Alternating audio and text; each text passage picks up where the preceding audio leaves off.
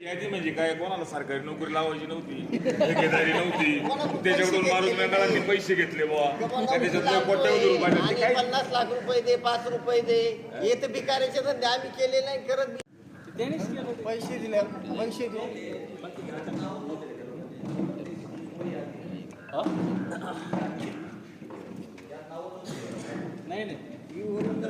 ज्या लोकांनी प्रवेश केला नसाय, ज्या लोकांनी दुसऱ्या दिवशी छापून आलं ना कोणी मध्ये घेऊन तो मांडला होता, शिंदे साहेबांची भेट घेऊन तो म्हणणं मांडला काय होतं? आता समजा ठीक आहे. बातमी देऊन येत होतं का आमच्यावर या लोकांनी प्रवेश केले नाही. अरे बाबा तू पदाधिकारी तू यांचे कर ना. घरचा विषय होता, घरात त्यांनी मांडला होता. त्या पद्धतीने वाढव पक्ष. हा नाही, तुम्ही का करायला पक्ष पाहिजे एकच पक्ष आहे म्हणून एकत्र येऊन ते केलं पाहिजे. काय 9 ऑगस्ट रोजी काय कार्यक्रम आहे? राज्यभर, देशात, जगात आदिवासी बांधवांचा एक उत्सव सण म्हणून 9 ऑगस्ट जागतिक आदिवासी दिनानिमित्त आदिवासी बांधवांचा एक सण आहे, उत्सव आहे म्हणून तो दिन साजरा केला जातो.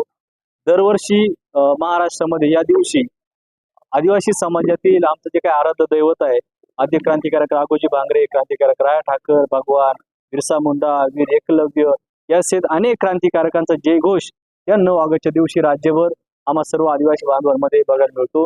आम्ही आमचे आदिवासी बांधव एकत्र येऊन आमची रूढी परंपरा, चालीरीती, संस्कृती या जोपासण्याचं आणि टिकवण्याचं काम आम्ही त्या दिवशी आदिवासी बांधव या निमित्ताने करत असतो.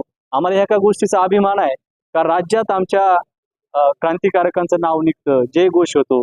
त्या क्रांतिकारक आद्य क्रांतिकारक राघोजी भांगरे, क्रांतिकारक राया ठाकरे यांच्या जन्मभूमीत आम्ही जन्म घेतलेला आहे माणसं आहे. म्हणून ह्या तालुक्यामध्ये हा जो काही कार्यक्रम आपण करत असो त्याला एक विशेष अशा प्रकारचं महत्त्व या निमित्तानं प्राप्त होत असतं. आणि म्हणून राज्यभर समाजाचे अनेक प्रश्न प्रलंबित आहे. आमच्या आदिवासी समाजाचं आरक्षण आहे, त्याला धक्का लागू नये, पेसा कायद्याची अंमलबजावणी, वन जमिनीचा कायदा, आदिवासींना जमिनी द्या. त्याच्यानंतर हा एक आमचा सण आहे, पिढ्यानपिढी आम्ही अनेक वर्षापासून मागणी करतो की या सणाला सुट्टी जाहीर करा, या सणाला दर्जा प्राप्त करून द्या. एक आमचे अनेक प्रश्न आहे, हे प्रश्न सुटले पाहिजे, राज्याच्या व्यासपीठावर पटलावरती आले पाहिजे. शिंदे साहेबांनी ह्या प्रश्नाला उजाळा दिला पाहिजे म्हणून आम्ही महाराष्ट्राचे उपमुख्यमंत्री, आमचे शिवसेनेचे मुख्य नेते शिंदे साहेबांना आम्ही ह्या कार्यक्रमामध्ये आणतोय. त्यांच्या उपस्थितीमध्ये आमच्या आदिवासी बांधवांचा एक सण उत्सव साजरा होतोय. एवढे म्हणून प्रयत्न सुरू झाले. आता ही एक दुर्दैवाची बाब आहे का शिंदे साहेब इथे येऊ नये म्हणून विरोधक तर बिचारे स्वागत करताय, पण तो दुर्दैवानं आमच्यातलेच काही लोक ज्यांना पक्षातून बाहेर काढले, ज्यांच्यावर कारवाई झाली, ही लोक चुकीचं काहीतरी करायचा प्रयत्न करताय. शिंदे साहेब येऊ नये, आल्यानंतर पक्ष वाढल, आल्यानंतर कार्यक्रम मोठा होईल, आल्यानंतर शिवसेनेच्या विचाराचे लोक तयार होतील, संघटन वाढल, उद्या वेगवेगळे लोक निवडून येतील म्हणून विरोध करायचा, ते येऊ नये, कार्यक्रम होऊ नये म्हणून दुर्दैवानं काही लोक करतायत. याचा काही आम्हाला काही फरक पडणार नाही. शिंदे साहेब येणार आहेत, आदिवासी बांधवांना ते मार्गदर्शन करणार आहेत. त्याच्यावर आरोप आहे की बाबा तुम्ही शिंदे साहेब फसवणूक केली, पक्षप्रवेश अहो शिंदे साहेब आहेत, राज्याचे मुख्यमंत्री राहिलेले, आता उपमुख्यमंत्री आहेत, शिवसेनेचे मुख्य नेतृत्व, मुख्य पद त्यांच्याकडे. शिंदे साहेब एका रात्री त्यांनी सरकार बनवलंय, मुख्यमंत्री राहिलेला माणूस आहे, त्यांनी ह्या गोष्टी नवीन नाहीयेत. बाजीराव दराडेंनी जी यादी तयार केली ती अत्यंत खोटी. माझ्या नावाचं अशा पद्धतीने एक लेटर पॅड तयार केलं, त्याच्यावर कोणाचे नावं टाकले, मी त्यांना ओळखत पण नाही. शिंदे साहेबांचं नावानं पत्र तयार केलं, त्याच्यावर तारीख नाही, शेवटी जे पेज आहे त्याच्यावर माझं नाव आहे पण त्याची माझी सही नाहीये. असा अत्यंत ड्रामा तयार करून आम्हाला बदनाम करण्याचं षडयंत्र बाजीराव दराडेंनी केलं. त्यांचा आमचा काहीच संबंध नाहीये.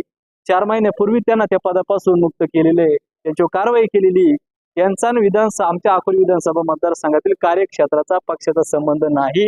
हा जो काही कार्यक्रम आम्ही आयोजित केलेला आहे त्याचा काही संबंध नाही. उगाच काहीतरी चुकीचं पसरवायचं, शिंदे साहेब येणार नाही. शिंदे साहेब एक जबाबदार नेतृत्व आहे, एक प्रचंड मोठी एक विश्वासार्हता महाराष्ट्र राज्यामध्ये त्यांची तयार झालेली आहे. त्यांना आव्हान देण्याचं काम आपण करतोय, आपल्याला ते शोभलं पाहिजे. पण हे अत्यंत दुर्दैव आहे, त्यांनी जे काही केलं ते चुकीचं आहे. आम्ही तक्रार केलेली त्यांच्याबद्दल. माध्यमांकडे बातम्या लागल्या,